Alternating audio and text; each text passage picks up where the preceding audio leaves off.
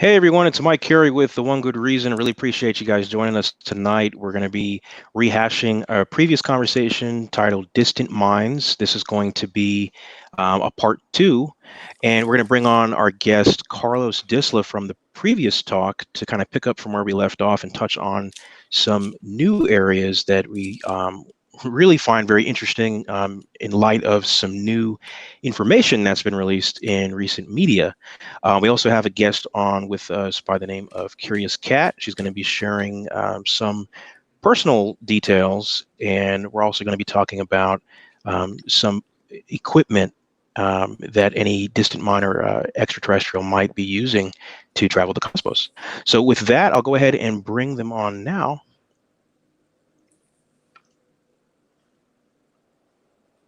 Hey, everybody. Hey, how's it going, Mike? Take care. Good, Hey. good, good.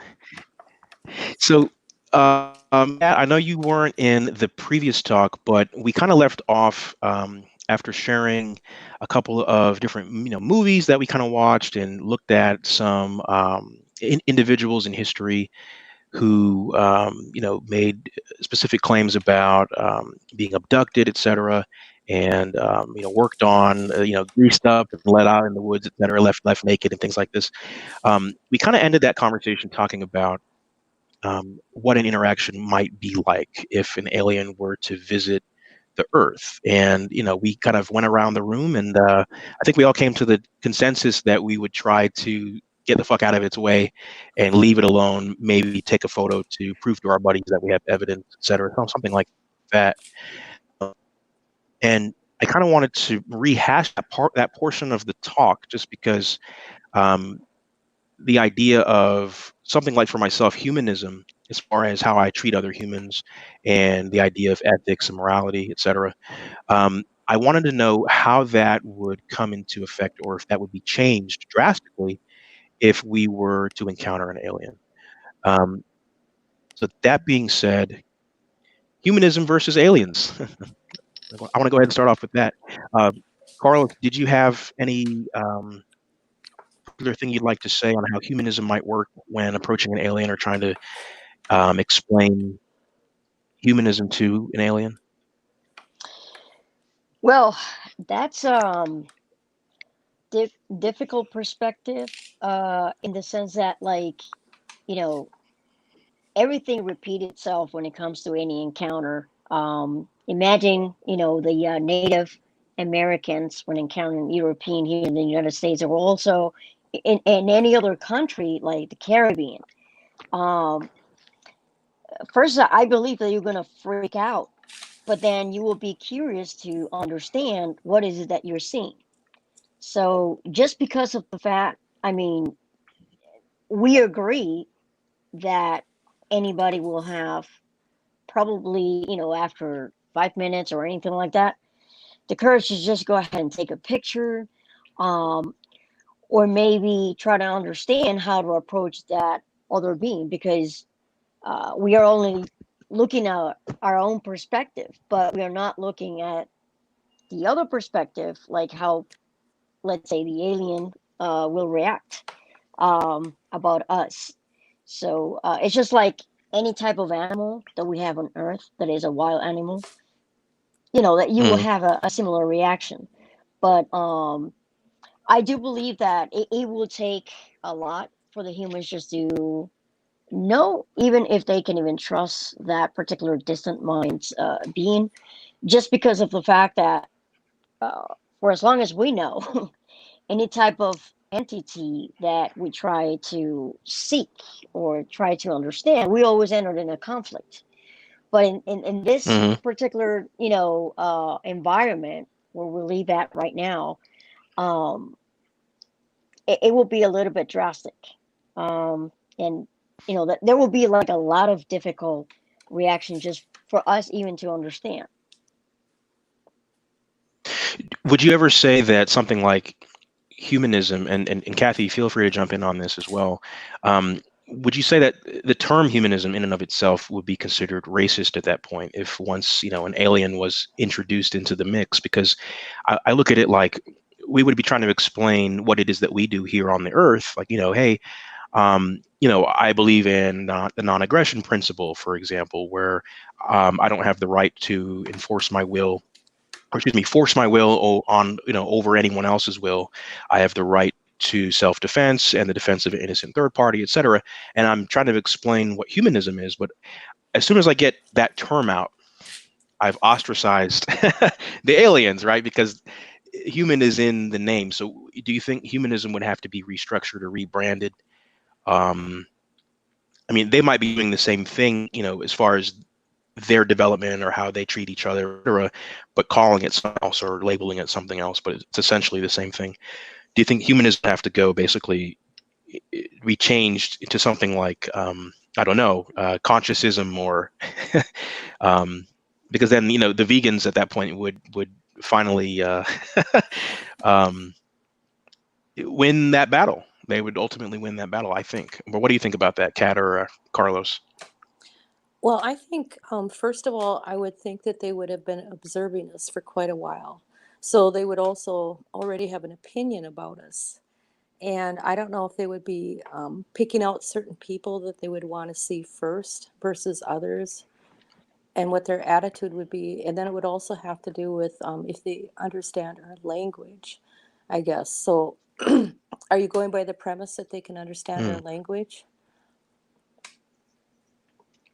Yeah, I think we would have to skip over that part of it. We would have to assume that they have the ultimate Rosetta Stone, for example, or just like you said, that they've been studying us for so long before they approached, that they were comfortable enough with approaching to begin with. So we'll set aside any accidental landings like Superman, or um, just what's that movie? The Arrival. Ah, Any I don't know if you saw the Arrival, but yeah, they basically showed up on the Earth, and we had a communication barrier. So half the movie is trying to figure out what the hell these symbols are, and things like that. So yeah, we'll go ahead and skip over that portion of it, assuming that we can communicate with them. They can speak into Siri or something and translate what the fuck we're saying, and vice versa.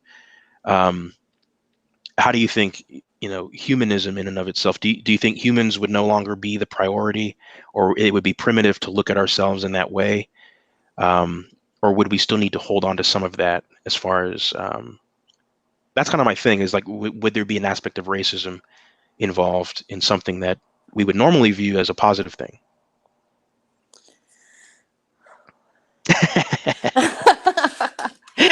wow. Well, I know it was a lot. It was a lot.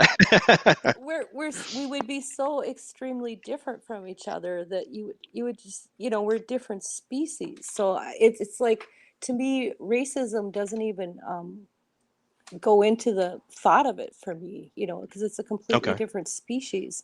And so for me, being a humanist, I guess I pretty much try to treat most species the same, except for when it comes to things like wood ticks and mosquitoes. Then I have a different point of view, because they're, like vampires on me, and they can give me diseases.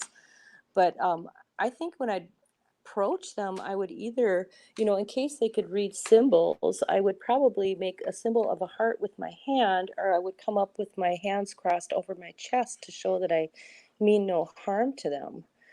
And Hmm.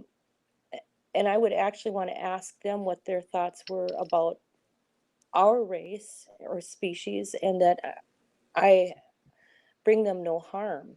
I guess that is the way I would approach it, that I have no That's bad yeah. thoughts towards them. That's another thing, is body language. Is body language universal in that sense? Where I smile, that could be taken as baring my teeth, or Right. So that's another scary aspect of communicating. But okay, so you would say that racism, you wouldn't look at that as being an issue. I know some people would say that there's only one race, the human race.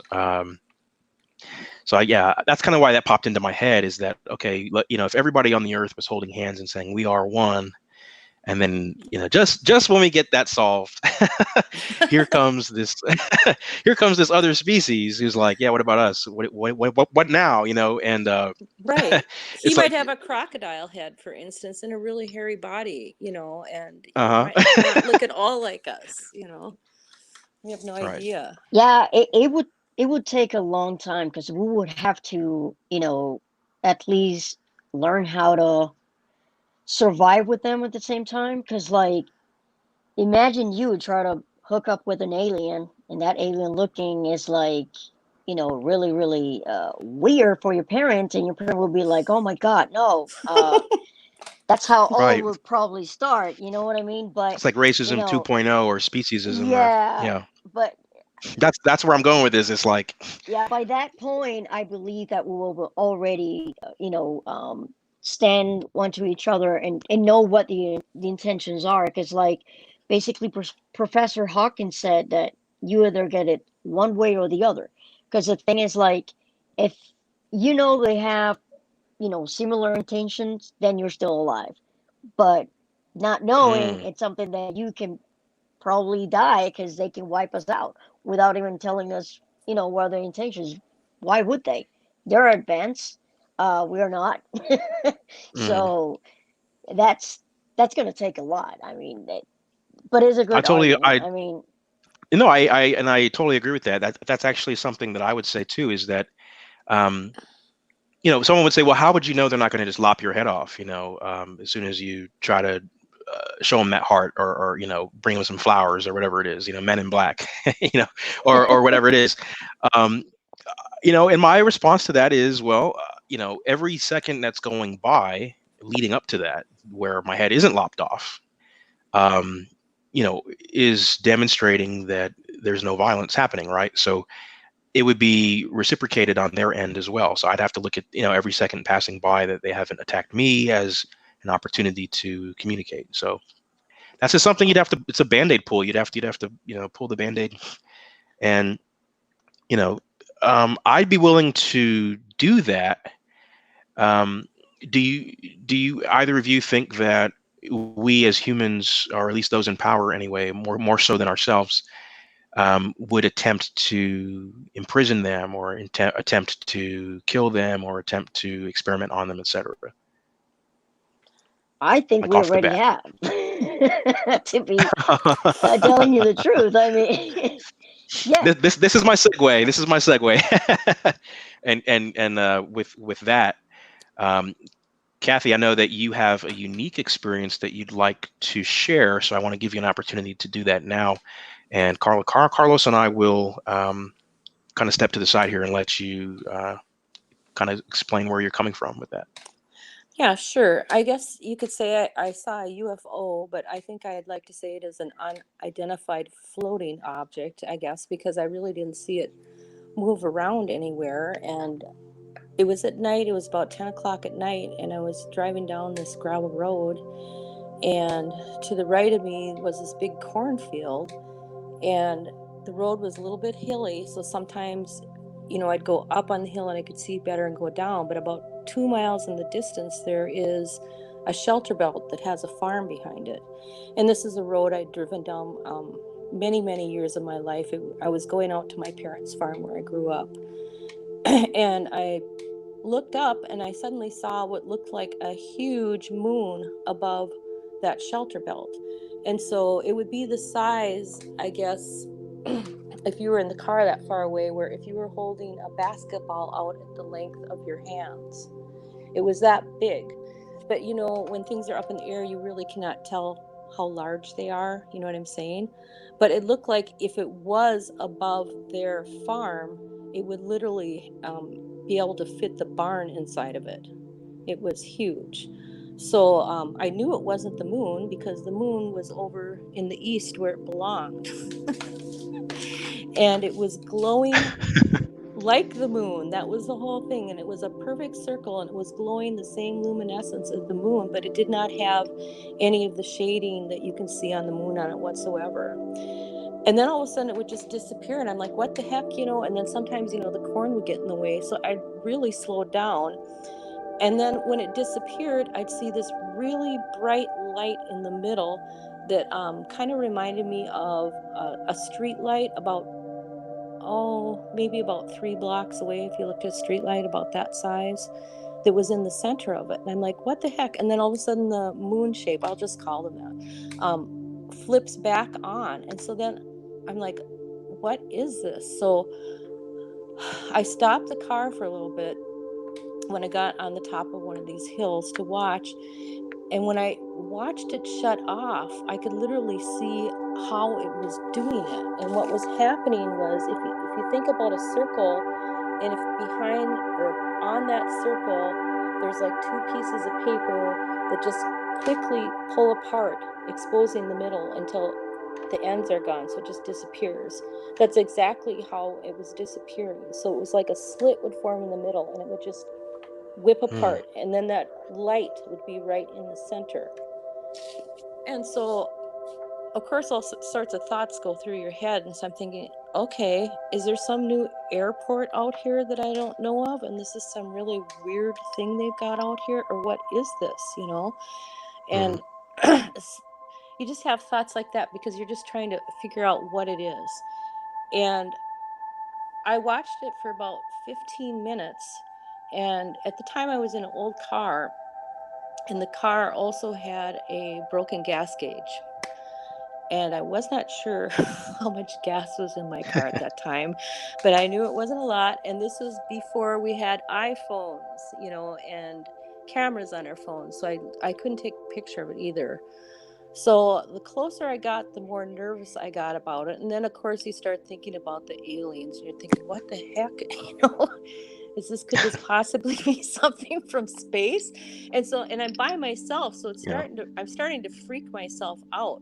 And so when I got up to the corner where I'd have to turn to go to my parents, which was another mile away, I was trying to decide if I wanted to continue to see that and possibly run out of gas in the middle of nowhere and then get abducted by aliens, or if I should just go back to the farm, you know? Fire in the sky. Yeah, it's like, oh my God. Well, and then I'm by myself too, you know, with a broken gas gauge. So it's not a good situation. So I decided, okay, I'll just go back to the farm, and then maybe I can see it from there. And so when I turned the corner and got a ways past that shelter belt, I could see that it was not above that farm, but it was farther back in the distance, a little more southwest, and it still looked really large, and I was still unable to be able to tell how far away it was because it was just this big illuminated object. So I get to my parents' place, and lo and behold, they have company. And I'm thinking, what the heck? You know, I mean, it's late to have company. But who was there but the people whose farm I drove by on the way there? And then their parents lived on a farm that was a few miles farther down the road.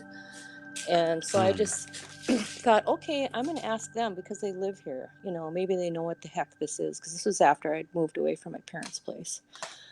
And so I asked them, I said, is there like some new kind of airport or something around here, you know, like somewhere between here and Lisbon? And they're like, no. And I said, are you sure there isn't a new airport? I'm just like so wanting to find this to be a normal object. You have no idea. And no. And I said, okay. So then I explained to them the object that I saw. And then our neighbor friend looked just stricken. And she looked at her husband. She goes, she is describing exactly what the sheriff just described on the radio a few days ago. And so she started telling me about how the sheriff had seen this and was talking on the radio and saying anybody Wow. else that has seen this, you know, wanted to talk to him. And I was thinking about my memory, you know, and this is quite a while ago, but I think she said it was 4 days previous that he had said this on the radio station. It was a local radio station. And so that just sent chills down my body. It's like, what the heck? And he doesn't even know what it is, you know? And I'd never seen it before in my life growing up there. Never seen it before. So then, earlier this week, I'm talking to my brother. My brother's quite a bit younger than me. And I asked him if I brought this up to him ever. And he said, no. And I said, okay, well, I said, this is going to sound really weird, but let me explain this to you. So I explain it to him, thinking, oh, great, he's probably going to think I'm nuts. So I explained this to him, and he says, you know, when was this, Kathy? And so I said, so I told him which car I had, so I could narrow down, you know, what year it was. And He said, well, I didn't drive then. So he said, this must have been like 6, 7 years later that my friend and I saw the exact same object just a mile east of where you were driving. Holy And, fuck. but when he saw it, he never saw it open. He never saw a light inside of it. They just both saw the shape. And it was the same thing. It didn't move. And our mom tried to keep telling us, oh, it was probably a weather balloon. And I'm like, well, weather balloons don't do that, as far as I know. And so all this time, I've just had no idea what this thing was at all. Hey, Kat, sorry to interrupt. What year was that? I believe it was either 1979 or 1980. Okay. Yeah. So, if I could just ask something really quick, did it make any noise? Was it, or it was just the actual visual that you got? It was just the visual, and like I said, it was really far away, but Mhm. I couldn't tell how far because it was up in the air. But like you didn't And hear any like after like an airplane passes, you hear the the sound waves coming no, or it's totally quiet outside. okay. Wow. No, and I could tell it was at the very least, when I got past that shelter belt, it was at least a few miles from there, but I could not tell how far. And have you seen anything like that since, or that was No, I've never seen almost 20 anything years like ago, that. or Yeah. 40? Or how long ago was that now? I guess Oh, geez, about 40 years not to. ago. But you don't Wow. forget it. Hmm. Yeah, Yeah. that's really amazing. The for some reason I thought that you were gonna get into even I don't know, something where it tried to take you or something like that. So it wasn't that far into it. It was more of, hey, I saw this thing. It's very strange. It doesn't look like anything else I've ever seen in the sky. There's other people that have confirmed to see it. Even my own brother apparently has seen this. Um, and then just the way that it's opening itself. It seems like it's opening, like when you were describing, Right. like it was like stretching apart to Yeah, expose this is that lit up middle. is it a force field or what is it, Like, is Hmm. that some kind of a plasma shield? I mean, that glows, I'm just trying to think physics wise as to what it could be, you know. And that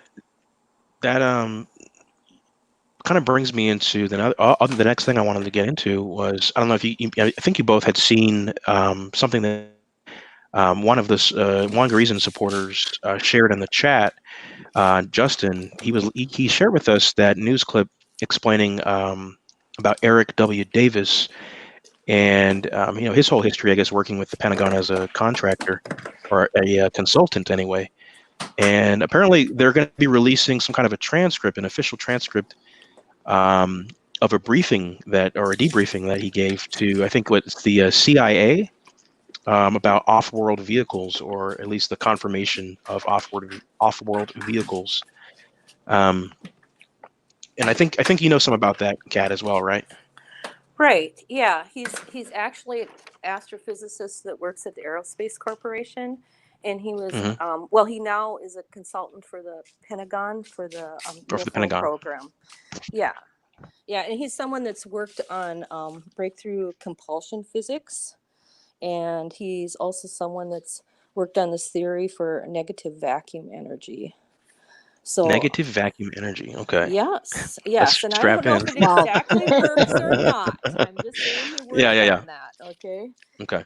so but geez, from what I read on that, the way it was written in the New York Times, it definitely sounds like it wasn't something as if there were off-world vehicles not made on this earth. It's that there were. He said in some cases the Mm, examination of the materials, so he's already talking about the stuff, had so far failed to determine their source and led them to conclude we couldn't make it ourselves. Now, I don't know who all the people were that examined the materials, but that's a quote right. that he said. So And he's pretty sure of this then, and he seems there's no question about it. He's right. Yeah, they're so sure because basically the government of UFO unit uh, resides in one office of the Naval Intelligence that they deal with that classified matter. Um, the problem with these things is you remember that you and I talked about this one time. That was like probably back in December of last year. That Mhm. I said, hey, did you look at those footage of those UFO that the military Right, is, right, right, right. disclosing and disclassifying? So, I mean, I get the point in the fact that, for some reason, if you are on a type of security clearance, not necessarily you will know the information of somebody higher. And Correct. I can see your argument that maybe that pilot didn't know what was going on or didn't need to know what was going on, but nobody confirmed or denied what was happening just because of the fact they do not have the security clearance. And you That's know always what? something in the back of my mind is that you can't interject Yeah, and say, no, actually, this is what it is, because that's counterintuitive to what the security clearance is for. That's just an idea. I mean, I don't know if that is happening, but yeah. Yeah, yeah. they keep everything separate so much that there isn't any communication. So one of those information when it comes to passing to the media or just getting into somehow to the community is pretty much something that you are able to dismiss um, by probably saying, hey, these are just experiments, exercises, tests, and stuff like that. But basically, what they're trying to hide, or maybe not hide, but it's just like to work with, it's just how to understand and make sure to pass on the information. Because obviously, a lot of us are not ready to take in without information if it's true, if there's some, Hmm. evidence I'm one that of we them. are able to get. Huh? I'm one of them. Yeah, I really don't know how I would react and respond. I mean, as calm and level-headed as I think I'm going to be, or any of the viewers.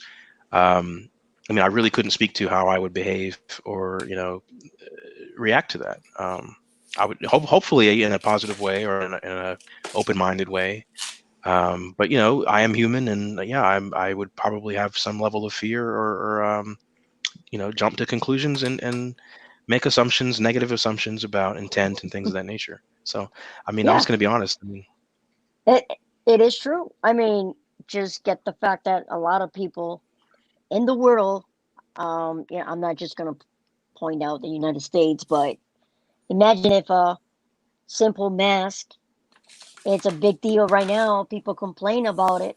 Imagine if we have a different race or distant, minds that are more, developed or intelligent than us.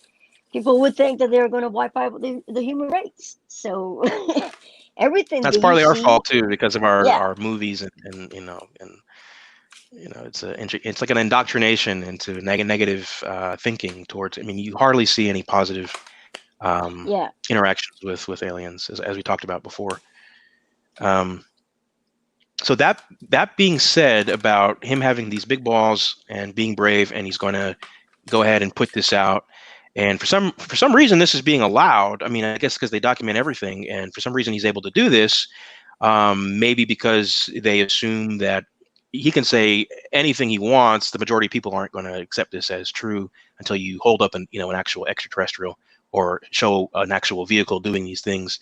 Um, so maybe that's why they're not really getting on his ass about it. They're just kind of, okay, yeah, go ahead and tell people, see if we give a fuck. But that being said, we were talking about just before we went live that there might be some connections to some of the things that Mr. Davis is talking about with a previous person who's been in the spotlight, Bob Lazar. Um, so I wanted to touch on that. If anyone's watching that doesn't know who Bob Lazar is, um, my limited understanding of it is that he was exposed to a lot of the technology or a lot of technology that he would attribute to extraterrestrials, and he gets into some very it's it sounds very sci-fi. Honestly, it does sound very sci-fucking-fi. But he's able to, I don't know, there's something about him. He's able to explain in great detail how these things would work. Now, mind you, some of the things he would say that you would need to make the technology work, he wouldn't be able to explain where to get it from, etc. But it's very consistent. I have to give him that. I really do have to give Bob Lazar two thumbs up on consistency. I haven't been able to, I mean, I watched a lot of his videos. I haven't been able to catch him in any contradictions. But what do you guys have to say about that? What do you guys think about Bob Lazar in connection, with Eric Davis coming out now? Well, I think that there's a large connection there, actually. And when you're talking about Bob Lazar's videos, his posture, everything, the way he says it, does not sound like someone that's making something up. And I am very uncomfortable myself with this information. It's not like really anything that I want to believe. And Right. right, because it's a very uncomfortable thing to think about. You should know But me. I'm Oh yeah. but I think there's something of merit to look into. But yeah, please continue. right. And well, when we think about it, number one, it was like they were trying to wipe all of his records off. And he literally used to work with my uncle down at the Los Alamos National Laboratory. And they tried to wipe those records out too. And they couldn't completely wipe them out because they found one of their old calendars that had his name on it as someone that worked there. There was a magazine article of him with his car that he made with hydrogen fuel. I think it was a Honda. When he was living there, that the Los Alamos, whatever their paper is, they're put out. So they didn't quite get everything wiped out. And then someone who worked at Area 51 also confirmed that he worked at Area 51, which they also tried to wipe that information out. So people were trying to hide it, and try to make it look like he was a crackpot. And so just that in itself is troubling, that they would do that, especially when you have real information that the things that he was saying are true, and they're backed by evidence. But when he started working there as a physicist and he got this job, one of the times when he went in there, they had one of the big areas opened up, and he was allowed to walk by what looked like a spacecraft. And he kind of like ran his fingers along the edge of it, and they kind of got upset with him and told him not to touch it. But later on, he was actually able to look inside of it too, and there were it was like it was all molded out of one material, and it was like there was a center console thing, but it didn't have anything on it, or there was no buttons sticking out or anything like that, and then 3 chairs around it. But he said the chairs were more like the size for children. And I can't remember how big he said that particular craft was, but he actually ended up seeing 9 different crafts in there. And Oh, it's 9. Okay. Yeah, there was a total of 9 of them in there, and they were all different. And he said, actually, that one that he touched, at least I know about this information, he said that one was actually dug up on an archaeological dig. So this is something that got dug up. So it's from the past, evidently. And they found the energy source in it, and it was like a circular ball, and he believed it was ran by anti-gravity. And they were trying Oh, to, yes. yeah. Yes, And yes.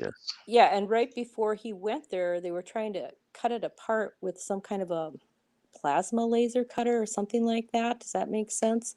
Some kind of a laser, anyway, that they're trying to cut it apart with. And the fellow who there was a great big accident, and evidently when they were trying to do this, the fellow that he replaced got killed and died. And that's who he replaced. Is there an autopsy for this person? Are we able to? Is anyone here watching, or even myself or Carlos, able to look into that? And they list on there something specific to the cause of death, or is there something? They said he died in an accident. Like there was supposed to be a big explosion out there, and that's how he died. Oh, okay. So it was kind of covered that way. So I mean, we have no proof either Mhm. way on that. You know what he said, but that's what he said. I saw back in late 90s, like 97, 98, that there was a video of an autopsy of an alien, but it was the one that they usually show back then in the 40s. Probably when it happened that one of those flying saucers um, ended up like in the near the Area 51 because it crashed there. So they were doing the autopsy. For me, when I saw it the first time, I was like, man, you can probably replicate all that, but um, the image of the video, you could tell it was from that particular year, from the 40s and stuff like that. But I'm still a skeptic because I do not have any concrete proof that it is real. But what I think is like back in those days, you wouldn't be able to replicate that good those bodies that they were doing the autopsy. Um, but I can say with Bob Lazar, I mean, I have heard him for a long time. So the main thing is that he was explaining that when he worked in the Area 51, he was basically reversing engineering the articraft and a lot of their technology. So just like Kat said, I mean, he saw the material. He actually was the one who talked about element 115. That nobody believed me. Yes. Like they were saying that he was crazy. That is not possible until Roger got able, to get hands on that material. Right. And now it's now it's just a known thing. It exists. So that's Yes. a little weird too, isn't it? It's very Yeah. weird. And this was way before that. So that is rather strange. And he was talking about it back then. Yeah. Mike, I think you're muted. That was because of all the expletives I was letting out here, talking about this fucking anti-gravity shit. I need to dig into this shit because it seems very fucking juicy. So I mean, people are working on this stuff. It explodes or whatever, and the guy gets blown up and killed, and it's just kind of swept under the rug. It sounds like with this story. What the fuck is anti-gravity? I mean, I'm trying to understand. I mean, I understand for the most part what gravity. The description of gravity anyway. The phenomenon of things falling at 9.82 meters per second squared. Or et cetera on the Earth. Anyway, and anti-gravity, I mean, I'm thinking of something like centrifugal force, simulated gravity, but that's not what you're talking about. I don't think you're talking about Right. some type of energy to cancel out the effects, or right. So you could like float, things can float, then they can go up. They don't have to, it's like a repulsion thing, Superman.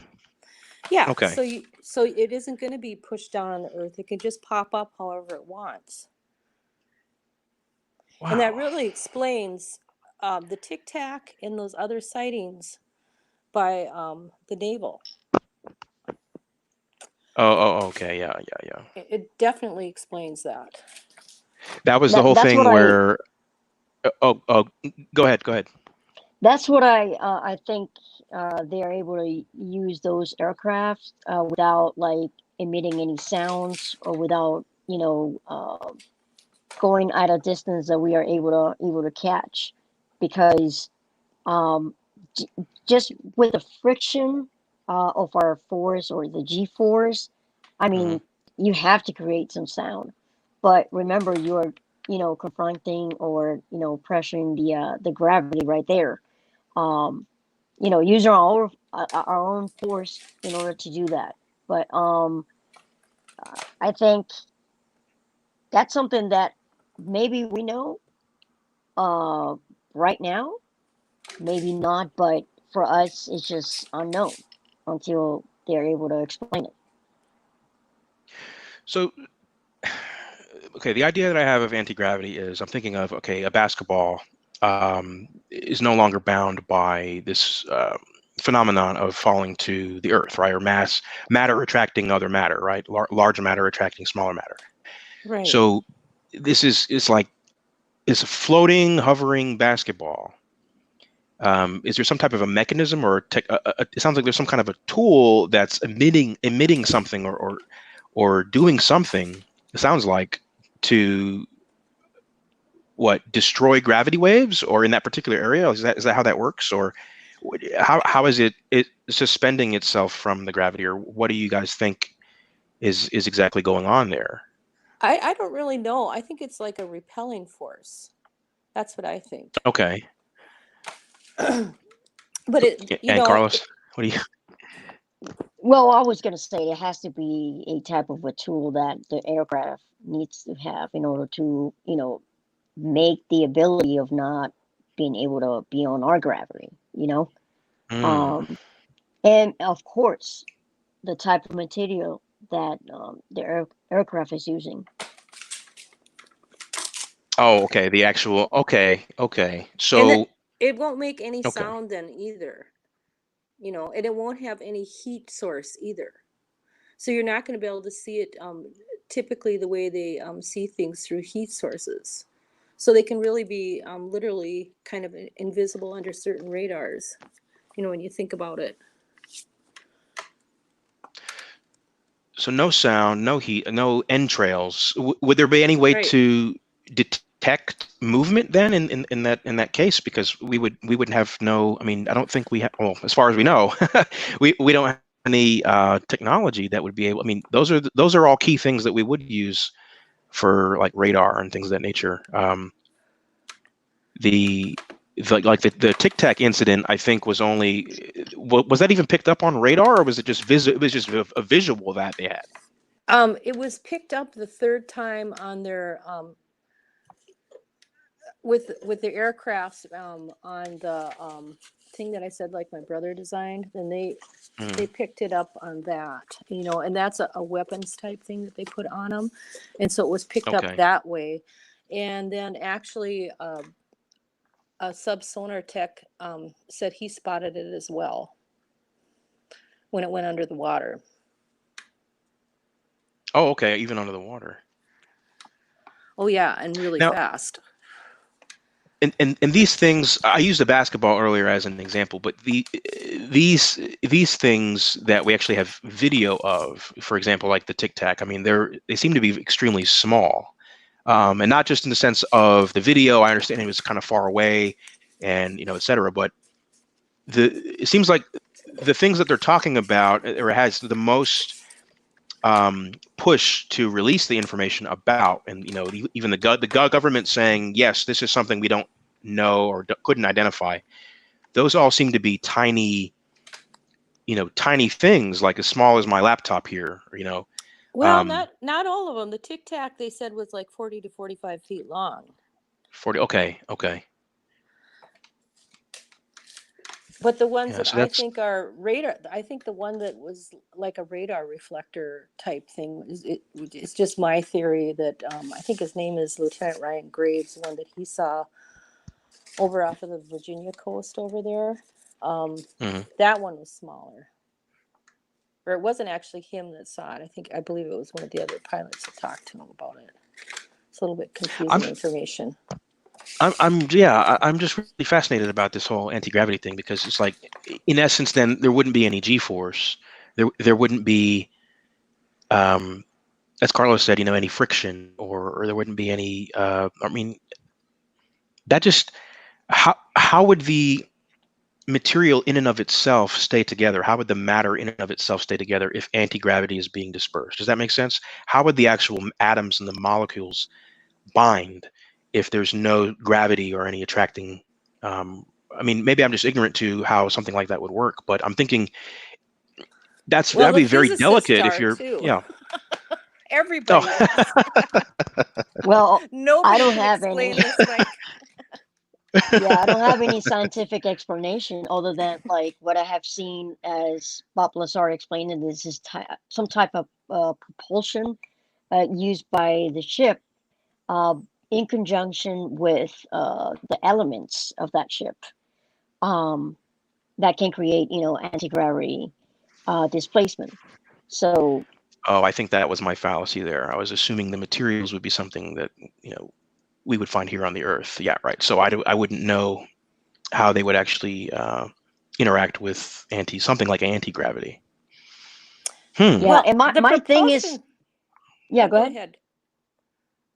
ahead. The propulsion system was in this orb, like a metallic orb, and it was completely sealed in. There were no seams on it anywhere. Something that we would correlate to metallic, right? But we wouldn't Right. be able to say what type of. Okay, that. Yeah, that was my confusion there, because I have to just say that I wouldn't know how that material, whatever it would be used, if it would be even affected by anti-gravity in its use. So Yeah, well, Yep. I know everything is affected by gravity here, so I would think everything would be affected by anti-gravity as well. I guess under my simple theory thinking, it no, would that's a kind good of go point. the same. That is a really good point. And if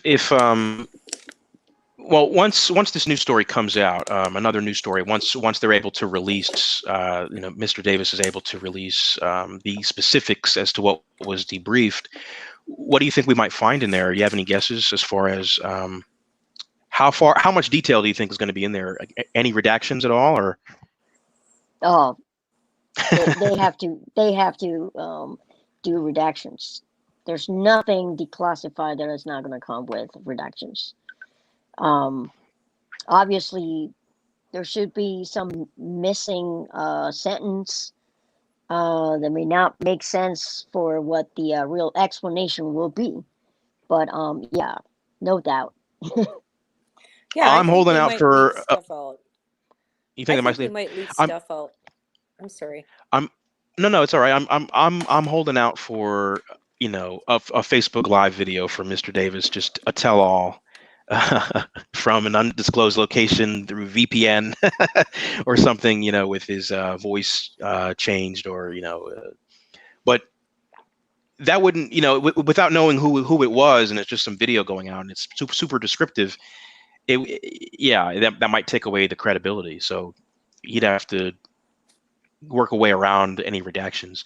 I don't know. I'm optimistic. I think that this is the closest that we've ever been to some actual thing of merit regarding this whole discussion. And I don't know how quickly something's going to come out, but I'm thinking here fairly soon. And with my oodles of time during coronavirus, I have nothing but time to scour the internet and the news to see when this shit drops. I mean, he wasn't able to join us tonight for whatever reason, but he was on top of it. He shared that link within an hour of it being posted. You know, so yeah, I'm I've been going to be all following up over on it. that. I have been all over it like crazy, trying to figure this out. But I tell you, if you really are interested in finding out more information, I would really look up Tom DeLonge. Oh, Blink And 182 guy. yes, I would look him up. Just pop his name in on the web, and all sorts of stuff should come up. And he had that whole series on the History Show, and or the History Channel, and there's a second part. It's going to be coming up pretty soon too. That talks a lot about the Tic Tacs and the Navy Hornets and so on, and all those sightings, and they get very descriptive about it. I'm Did he gonna do be an able to interview with search him Bob up. Lazar? Yes. He did an Well, interview with Bob Lazar. there's one in there somewhere that I saw.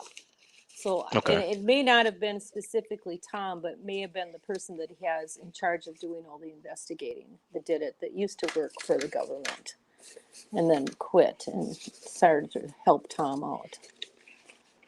Yeah, when Tom was first, for lack of a better phrase, coming out with his his information, I gotta say I was kind of still remain largely skeptical. But again, someone like Bob Lazar, being able to show on paper and get into 4 hours of detail nonstop, as if he's explaining how to tie shoes, um, Right. it's just so I can't just write it off. I can't. I think that would be dishonest of me to do that. And it's the But yeah, same when you listen to the people that are from the Navy that have had these sightings, and when you listen to the radar techs and you listen to the pilots, You can't write it off. You can't. And there's just way too much they saw.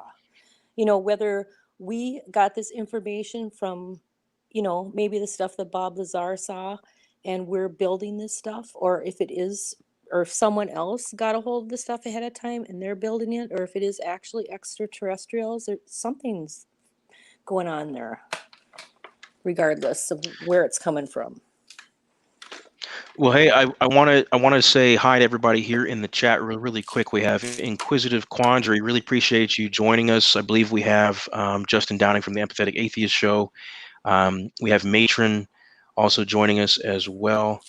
Did you guys have anything that you wanted, any final thoughts here before we parted ways, as far as good feelings or bad feelings about this type of information coming out, or what it would entail for the rest of us? I think Well, they need to come out on it. I really do. And I think it's just better for everybody, because it also just has to do with national security. Because how do we know another government isn't making these things that have been all over our Navy? You know, that's not good. So they need to figure it out, and they need to tell us. Yeah, totally agreed. What about you, Carlos? Do you have any last or final thoughts here? Well, I'm really excited to see the report because, just like you said, it's for the first time that we have been seeing, you know, information that's coming out of the military or coming out of, you know, the government. It's like really, really a big deal. Because basically right now we are limited in providing any type of, you know, evidence that I can say, yeah, they're coming from another planet. They do this, they do that. No, we don't have that way of, you know, present any type of information that can make any assertion that it is true and, you know, they're here. I don't discard the possibility, because there's a lot of things in planet Earth that once you study them, once you like look at them, you will think, wow, if this is here, imagine what could be outside. I don't think that we are the only type of intelligent being. But yeah, I will be on the lookout. I will be try to, like, you know, breaking the information up and, you know, doing more research. All right. Well, guys, we're going to be wrapping this up, but I did want to do some quick bulletins here before we part ways. So first and foremost, I wanted to say thanks to anyone that's watching who donated to the GoFundMe for my dear friend Xavier Hayes. As you might know, his mother recently passed away, and there was a need for financial assistance, and that need was met. I attended the funeral personally yesterday. It was a lovely service. You know, great speeches throughout the family, especially from Xavier. And again, it's, you know, my heart goes out to all of you that helped donate and help make that possible. It was really great. Um, you know, he's very appreciative. There was a video we posted on the One Good Reason page where he thanked everyone personally as well. So I wanted to get that out. I'm going to be on the Empathetic Atheist Show tomorrow at, I believe it's 8 p.m. We're going to have I would say a special guest on, who is considering themselves to be a universalist. So technically a Christian with the modifier of universalism, where basically it doesn't matter if you die an atheist, for example. Once, you know, you die, you know, Jesus and, you know, whoever else will present themselves to you and say, ta-da, I'm here. And then you're given the opportunity to accept it and believe it at that time. And you can basically still go to heaven. So you can be an atheist your whole life, and that's fine. And then you can make it to heaven once you get on board with Jesus after you die. So that's going to be an interesting conversation. Catch me on their channel. The link will be in the description I might even put it here in the live chat for any watching after the fact. But this video is going to be posted on the Facebook page as well. So if you didn't catch it live, you're probably watching this on Facebook right now. Probably I'll have that up tomorrow in the morning. But again, I wanted to thank both Carlos Disla and Curious Cat for joining me. And this has been another episode of Tiger Talk. Appreciate you guys watching. Appreciate the support. Please like and subscribe to the channel, and we'll try to be more active on YouTube in the future. You guys have a great night. Enjoy your weekends. You too. You Bye. too. Take care. Bye-bye.